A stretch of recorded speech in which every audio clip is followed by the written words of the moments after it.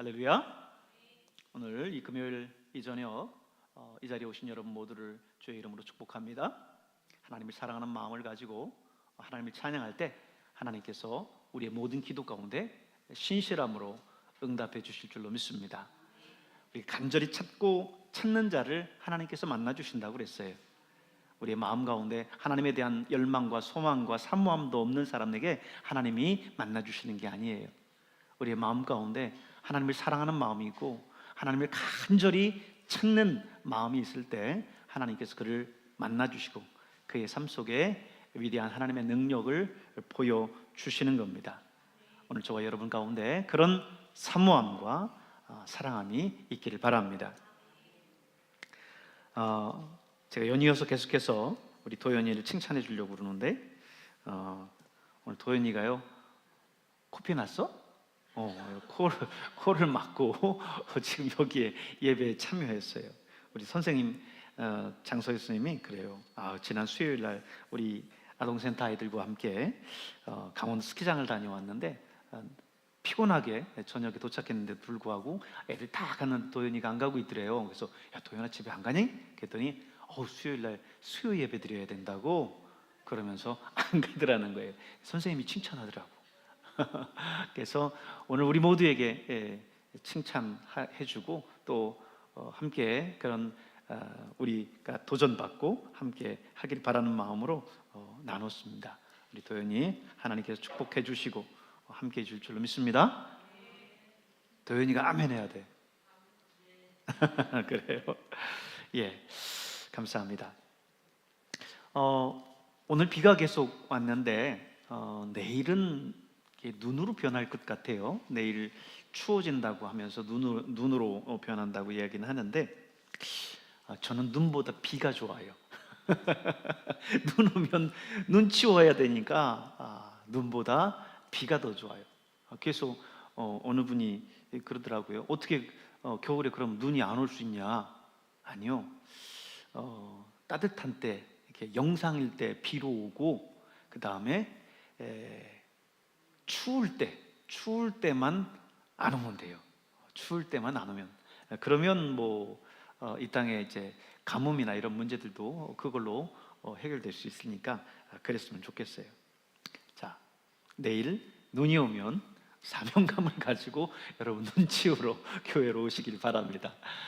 톡이나 문자를 통해서 일단 안내 문자를 이렇게 드릴 거예요. 시간이 결정이 되면 안내 문자를 드릴 텐데 다 같이 나오셔서 함께 눈을 치우면 몇 명이서 눈을 치우는 것보다 여러 명이서 나누어서 눈을 치우면 오히려 금방 치우고 또 일하는 것도 즐겁고 그렇습니다.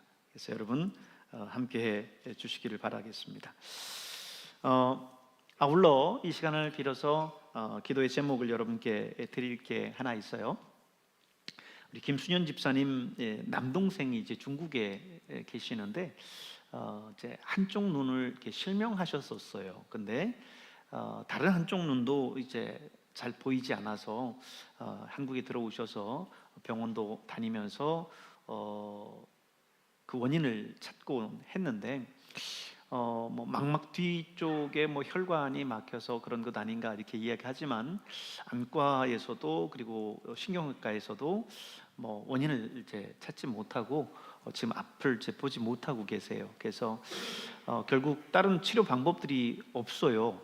그래서 결국엔 하나님 앞에 기도하는 것밖에는 없습니다. 근데 성경에 보면요, 맹인 바디메오가 예수님이 지나신다는 소식을 듣고 간절히 외치죠.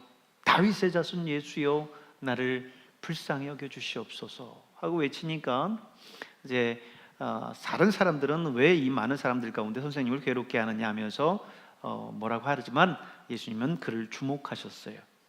그리고 그를 오라고 하셨고 그를 치유해 주셨습니다.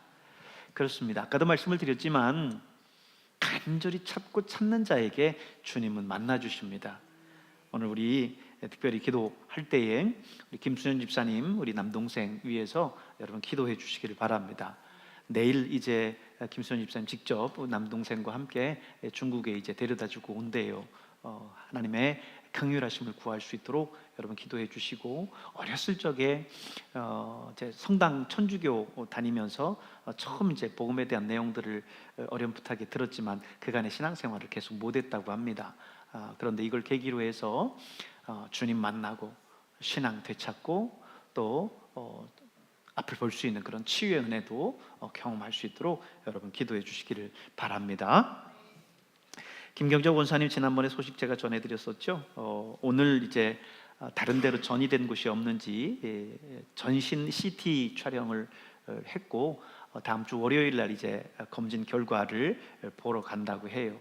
그리고 나서 이제 치료 일정들을 이제 잡을 텐데 하나님 함께 해달라고 여러분 기도해 주시고, 특별히 우리 김경정 원사님 하나님 믿는 그 믿음의 담대함을 가지고 있어요. 그래서 처음에는 이제 내년도에 그간의 이제 새가족 위원장으로서 우리 새가족들 안내 뭐 이런 것들을 굉장히 수고를 많이 해주셨었는데 내년에는 목사님 제가 힘들어서 그것 때문에 못할 것 같아요. 처음에 그렇게 말씀하시더니 지난번엔 다시 또 전화가 왔어요. 어차피 한 6개월 정도 이렇게 치료 기간을 잡긴 하는데 치료할 때는 치료하더라도 제가 할 수 있을 때는 제가 끝까지 봉사하겠습니다. 이렇게 이야기를 하시더라고요. 여러분 하나님께서 그 믿음을 보실 줄로 믿습니다. 그래서 건강하게 또 하나님의 치유하심을 경험하고 또 간증의 역사가 있기를 위해서 여러분 기도해 주시길 바랍니다. 오늘은 우리 공동체 성경 읽기 351차가 되겠습니다. 1년은 며칠이죠? 1년은 며칠이에요? 365일입니다. 그런데 오늘 351차예요. 거의 다 됐죠? 한 15일 정도 밖에 남지 않았습니다. 이제 그동안 또 진도가 늦은 분들이 있다면 열심히 또 따라오셔서 이번 연말에 꼭 이 공동체 성경 읽기 1년 성경 일독하는 거를 잘 마무리 하실 수 있길 바랍니다. 오늘은 히브리서 1장에서 4장에 있는 말씀을 본문으로 삼아서 함께 말씀을 볼 텐데요. 히브리서를 또 보는 첫 시간이기 때문에 히브리서에 대한 개요의 말씀을 우리 한번 보고 바이블 프로젝트를 통해서 보고 그 다음에 오늘 본문의 말씀을 나누도록 하겠습니다.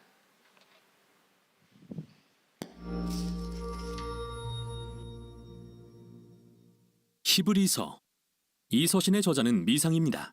오랜 세월 동안 사람들은 바울이 썼는지 바나바나 아볼로 같은 그의 동역자들이 썼는지 궁금해했습니다. 하지만 정말로 알 수가 없습니다. 이 장을 보면 저자가 예수님의 제자들과 직접적인 관계가 있었다는 게 드러나는데, 그래서 이 서신이 사도들의 가르침에 기반을 둔다는 것을 알 수 있죠. 게다가 우리는 이 서신의 수신자가 누구이며 심지어 어디에 살았는지도 모르는데요. 저자는 그들을 정말 잘 알고 있으며 그들이 구약 성경에 대한 해박한 지식을 가졌다고 전제하고 있습니다.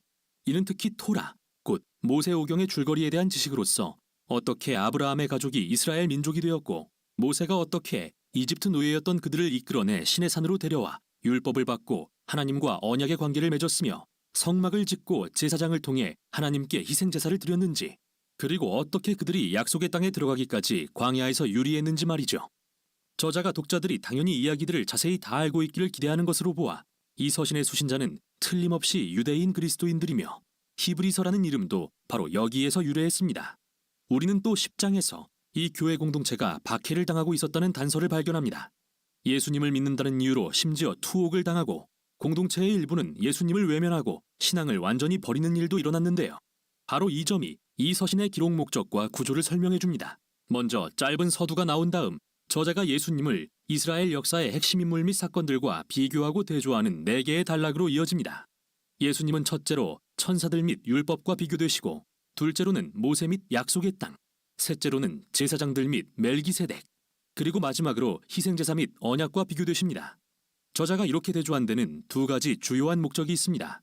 하나는 예수님을 그 누구 그 무엇보다 우월하신 분으로 높임으로써 모든 신뢰와 충성을 바칠 만한 분임을 입증하는 것입니다.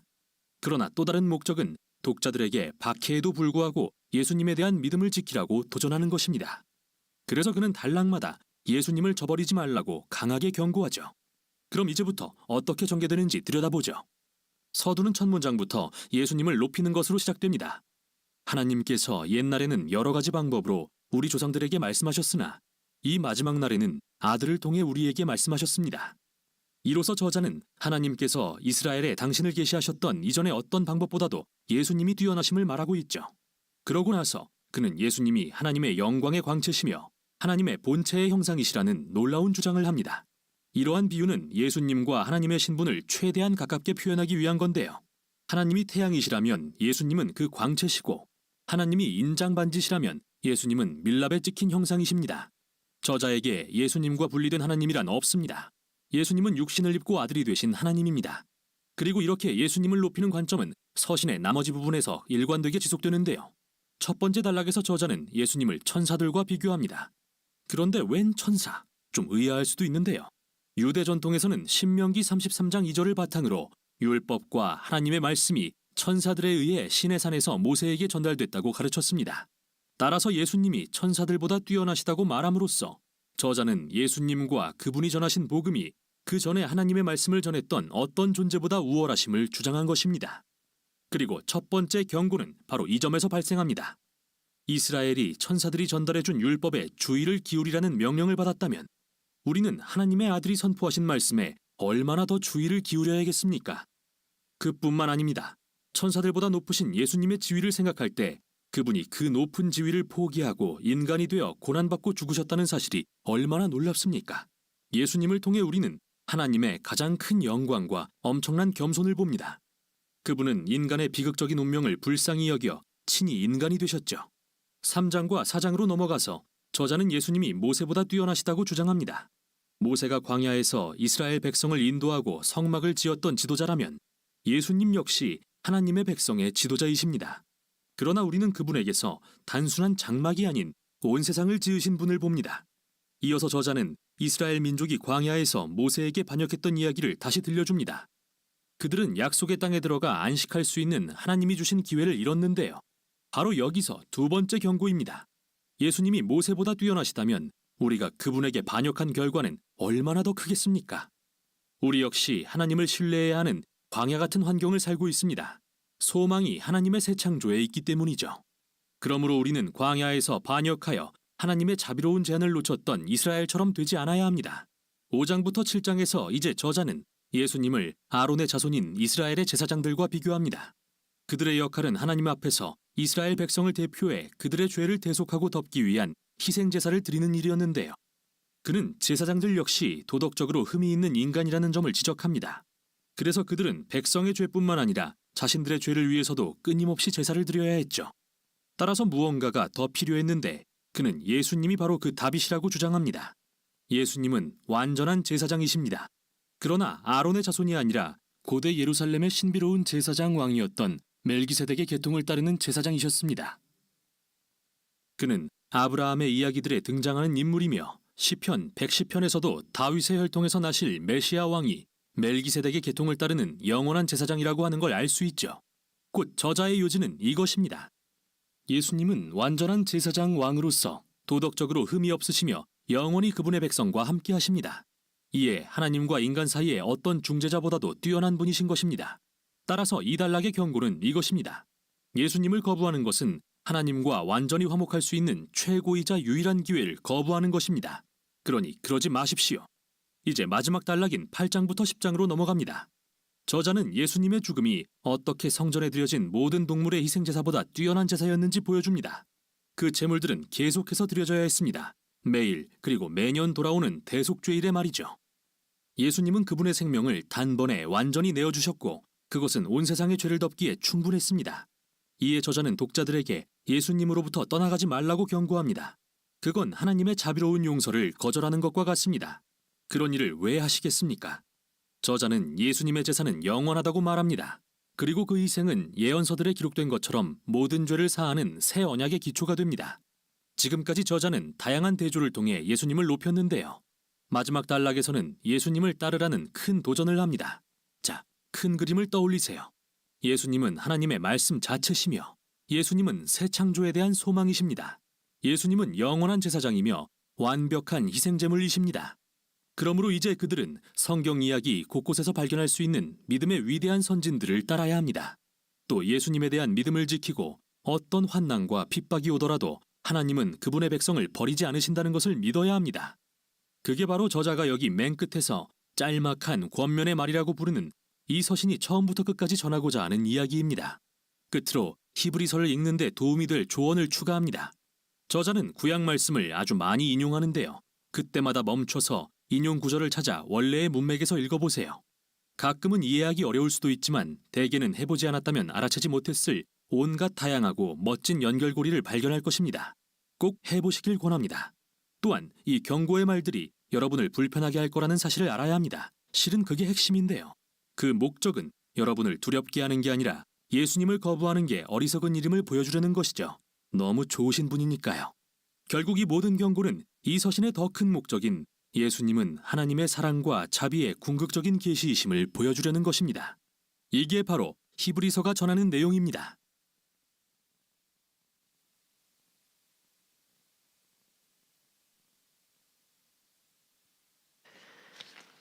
바이블 프로젝트를 통해서 히브리서 전체의 개요의 말씀을 우리가 봤습니다. 그 내용을 통해서 우리가 먼저 봤지만 히브리서는 저자와 수신자가 명확하지 않다라고 하는 특징이 있습니다. 바울이 저자라고 하는 전승도 있기는 했지만 그리 신뢰할 만한 주장은 못 됐고요. 그 외에 누가나 또 바나바, 아볼로, 에바브라, 실라, 브리스길라 수많은 사람들의 이름들이 거론됐지만 사실 이 서신의 저자가 누구인지에 대해서는 명확한 답을 내리지는 못하고 있습니다. 다만 이 저자는 구약에 대한 해박한 지식을 가지고 있고 또 이 편지의 수신자에 대해서 잘 알고 있고 또 헬라어를 유창하게 또 구사하고 디모데의 친구라고 하는 단서만은 이제 명확하기 때문에 그걸 통해서 또 여러 가지로 이렇게 추정해 보는 거죠. 어쨌든 아직까지는 이 히브리서의 저자가 누군지에 대해서 단언할 수는 없습니다. 또한 이 서신을 받는 수신자 역시 명확하지는 않는데요. 이 책의 제목이 히브리서라고 하는 것을 감안해 볼 때 이 책의 수신인은 히브리 사람, 유대 사람이다라고 하는 것을 알 수가 있죠. 유대인 출신의 그리스도인들에게 보내지는 편지다라고 하는 것만큼은 일치합니다. 사용되어진 그런 언어들을 볼 때 헬라어와 70인역 성경을 읽을 줄 아는 대상이라는 점을 통해서 수신자를 추정해 볼 수 있어요. 하지만 이 서신서가 우리가 전해주는 메시지는 그 어느 서신서 못지않게 강한 임팩트를 가져다 줍니다. 예수 그리스도가 누구인지에 대해서 이 히브리서만큼 강하게 또 설득력 있게 설명해 주는 서신서가 없기 때문입니다. 오늘 1장, 2장의 내용들을 보면 예수님을 천사들과 함께 비교하고 있어요. 그들보다 예수님은 훨씬 우월한 존재다라고 하는 것을 강조하고 있죠. 1장 4절에 보면 그가 천사보다 훨씬 뛰어남은 그들보다 더욱 아름다운 이름을 기업으로 얻으심이니 이렇게 시작해서 5절에 보면 하나님께서 어느 때에 천사 중에 누구에게 너는 내 아들이라 오늘 내가 너를 낳았다 하셨으며 또 다시 나는 그에게 아버지가 되고 그는 내게 아들이 되리라 하셨느냐 이렇게 말하고 있죠. 그렇습니다. 성경 어디에도 천사를 향해서 하나님께서 자신의 아들이라고 표현한 곳이 없어요. 그러나 성경은 예수님을 일컬어서 하나님의 아들이라고 표현을 하고 있죠. 그런 걸 보면 천사와 예수님을 비교할 때 정말 예수님은 천사와는 비교할 수 없는 존재라고 하는 것을 알 수 있습니다.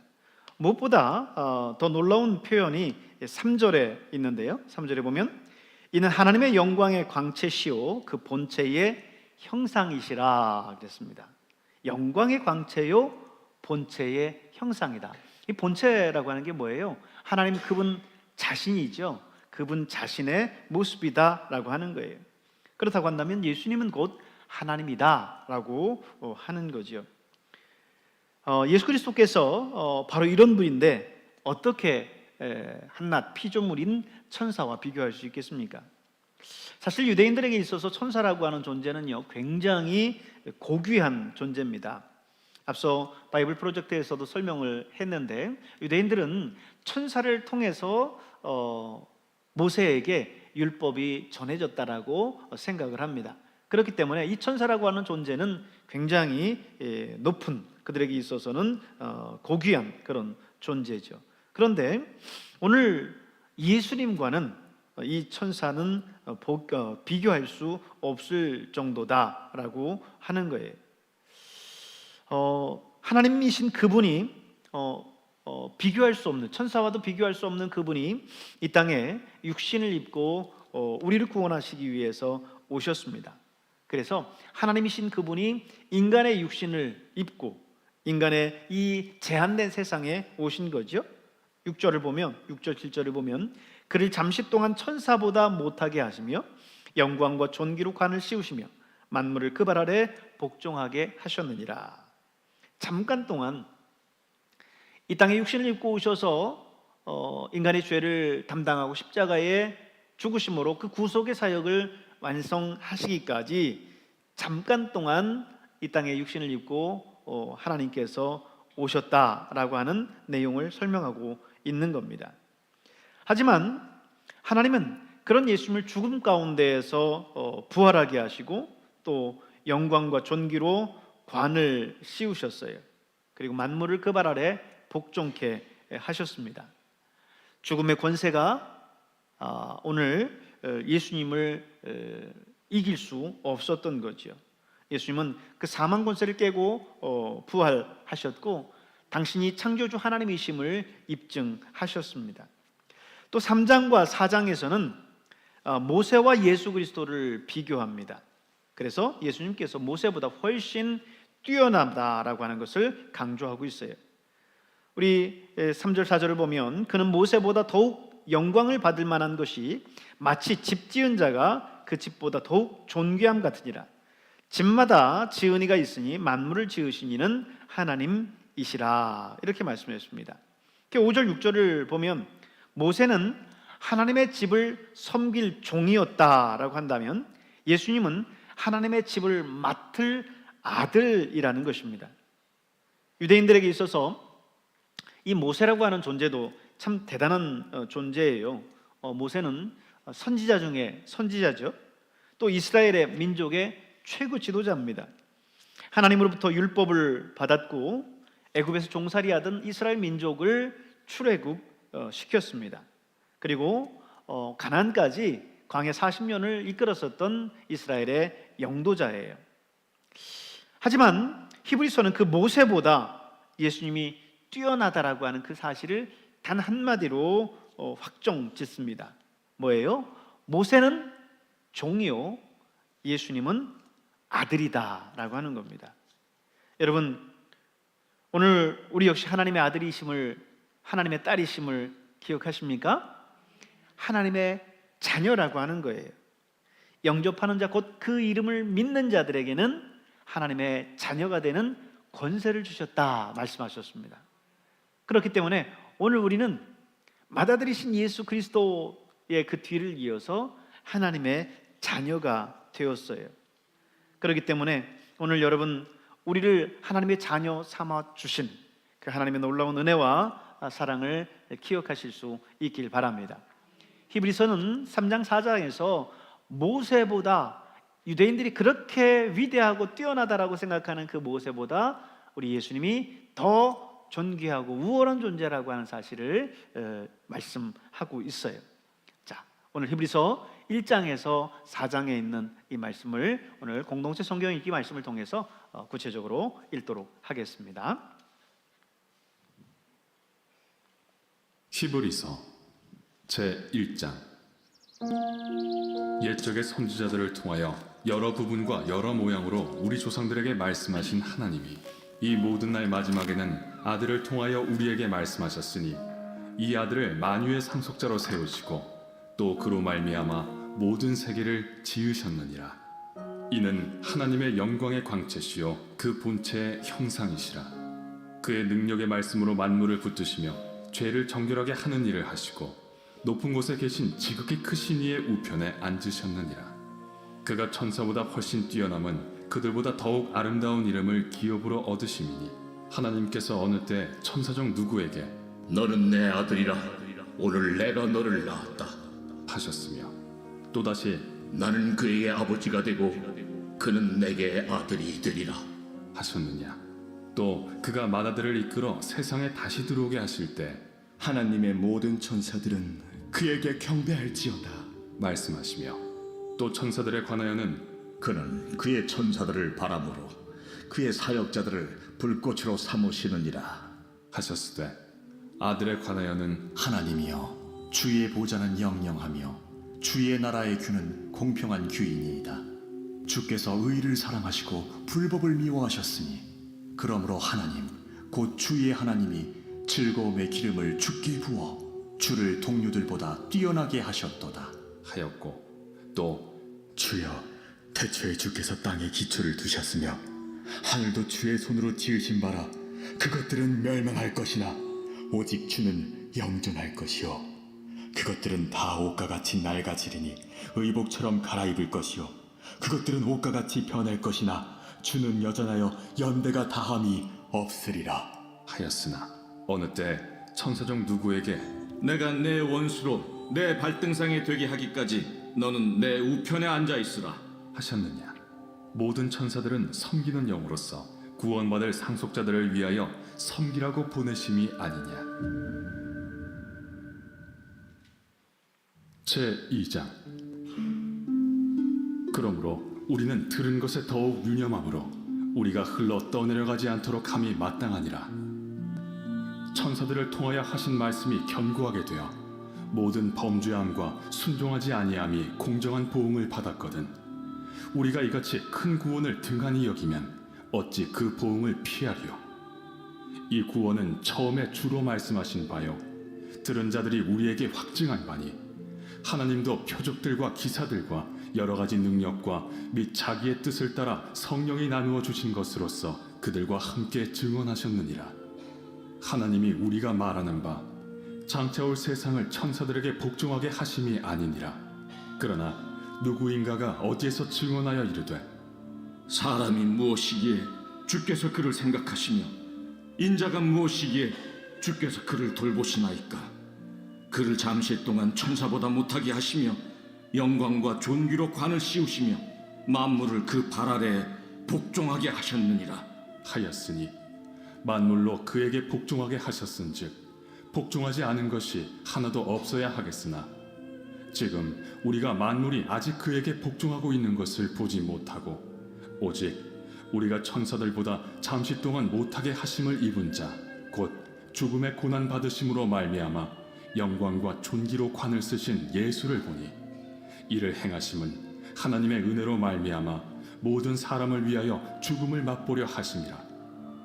그러므로 만물이 그를 위하고 또한 그로 말미암은 이가 많은 아들들을 이끌어 영광에 들어가게 하시는 일에 그들의 구원의 창시자를 고난을 통하여 온전하게 하심이 합당하도다.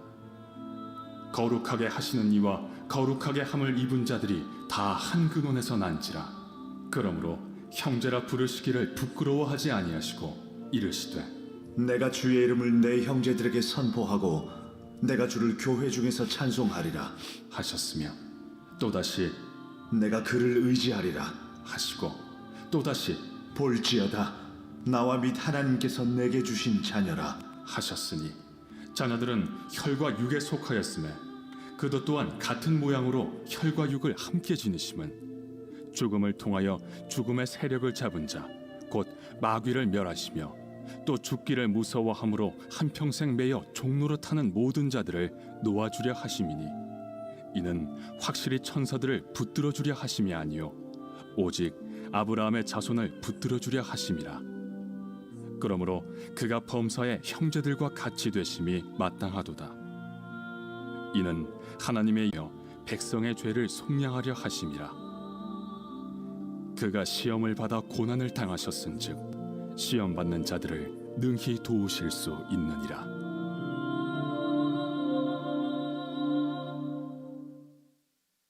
제 3장.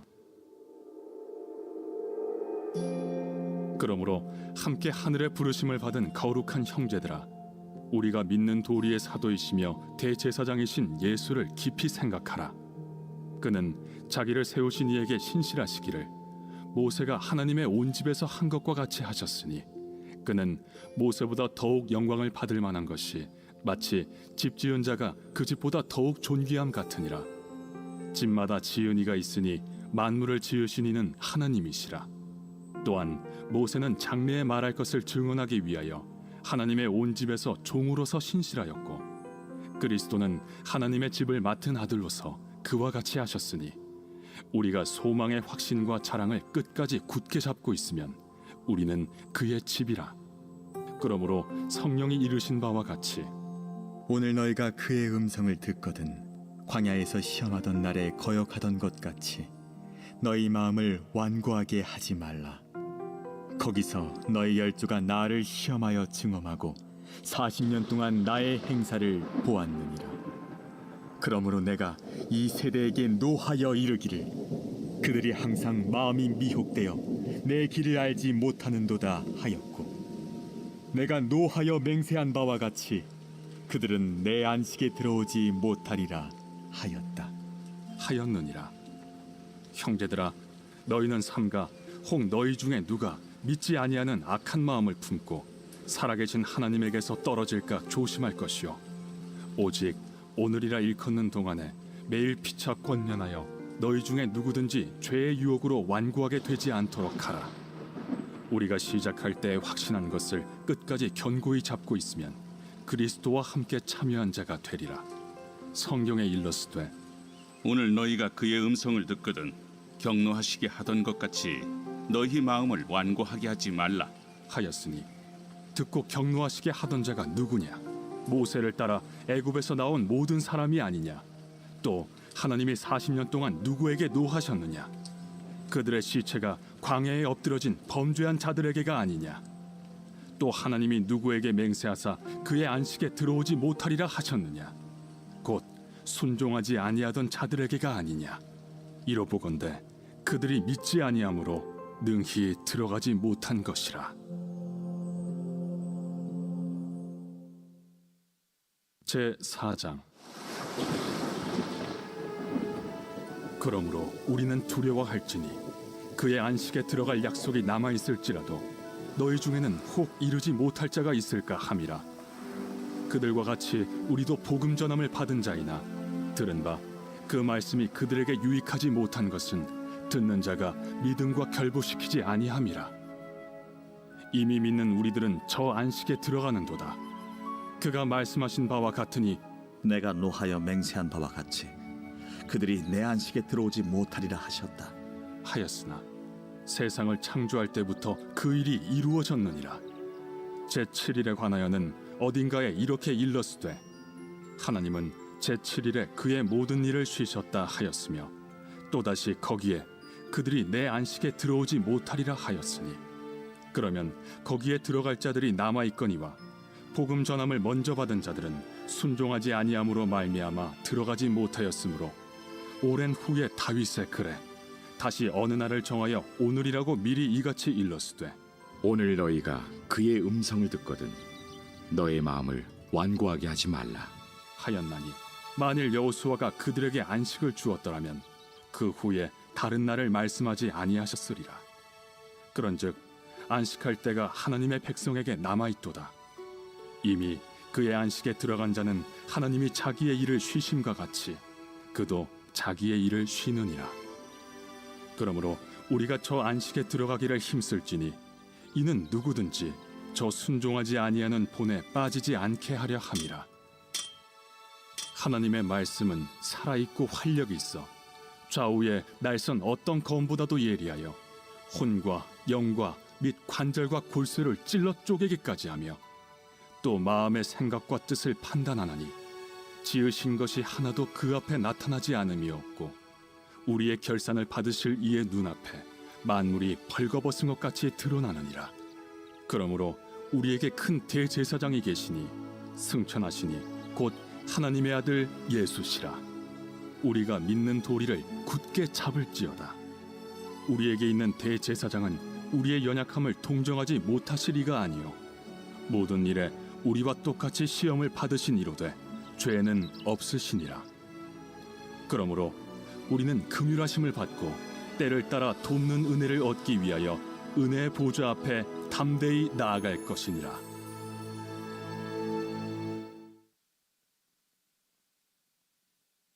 제 40편 다윗의 시 인도자를 따라 부르는 노래. 내가 여호와를 기다리고 기다렸더니 귀를 기울이사 나의 부르짖음을 들으셨도다. 나를 기가 막힐 웅덩이와 수렁에서 끌어올리시고 내 발을 반석 위에 두사 내 걸음을 견고하게 하셨도다. 새 노래 곧 우리 하나님께 올릴 찬송을 내 입에 두셨으니 많은 사람이 보고 두려워하여 여호와를 의지하리로다. 여호와를 의지하고 교만한 자와 거짓에 치우치는 자를 돌아보지 아니하는 자는 복이 있도다. 여호와 나의 하나님이여, 주께서 행하신 기적이 많고 우리를 향하신 주의 생각도 많아 누구도 주와 견질 수가 없나이다. 내가 널리 알려 말하고자 하나 너무 많아 그 수를 셀 수도 없나이다. 주께서 내 귀를 통하여 내게 들려주시기를 제사와 예물을 기뻐하지 아니하시며 번제와 속죄제를 요구하지 아니하신다 하신지라. 그때 내가 말하기를 내가 왔나이다. 나를 가리켜 기록한 것이 두루마리 책에 있나이다. 나의 하나님이여, 내가 주의 뜻 행하기를 즐기오니 주의 법이 나의 심중에 있나이다 하였나이다. 내가 많은 회중 가운데서 의의 기쁜 소식을 전하였나이다. 여호와여, 내가 내 입술을 닫지 아니할 줄을 주께서 아시나이다. 내가 주의 공의를 내 심중에 숨기지 아니하고 주의 성실과 구원을 선포하였으며 내가 주의 인자와 진리를 많은 회중 가운데서 감추지 아니하였나이다. 여호와여, 주의 긍휼을 내게서 거두지 마시고 주의 인자와 진리로 나를 항상 보호하소서. 수많은 재앙이 나를 둘러싸고 나의 죄악이 나를 덮침으로 우러러 볼 수도 없으며 죄가 나의 머리털보다 많음으로 내가 낙심하였음이니이다. 여호와여, 은총을 베푸사 나를 구원하소서. 여호와여, 속히 나를 도우소서. 내 생명을 찾아 멸하려 하는 자는 다 수치와 낭패를 당하게 하시며 나의 해를 기뻐하는 자는 다 물러가 욕을 당하게 하소서. 나를 향하여 하하하하 하며 조소하는 자들이 자기 수치로 말미암아 놀라게 하소서. 주를 찾는 자는 다 주 안에서 즐거워하고 기뻐하게 하시며 주의 구원을 사랑하는 자는 항상 말하기를 여호와는 위대하시다 하게 하소서. 나는 가난하고 궁핍하오나 주께서는 나를 생각하시오니 주는 나의 도움이시오 나를 건지시는 이시라. 나의 하나님이여, 지체하지 마소서.